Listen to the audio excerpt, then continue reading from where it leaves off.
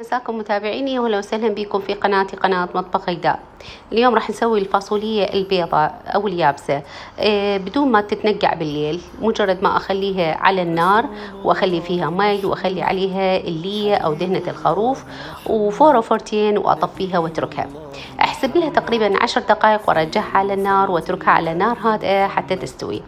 على جهة راح نحمس البصل واللي اللي احنا حطيناها، وراح اضيف لها الحلبة. طبعا ما تتصورون طعمها بالحلبة شلون يجنن. وبعد ما حمست البصل والحلبة واللية راح اضيف المعجون ايضا احمسه وياها واخليه على الفاصولية اللي استوت عندي. تقريبا استوائها ياخذ ساعة إلى ساعة وشوية.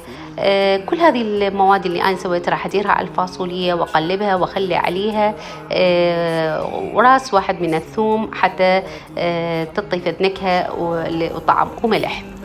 ودا تشوفون هنا بعد ما ضفت المعجون والمواد كلها بديت أقلب فيها حتى تستوي.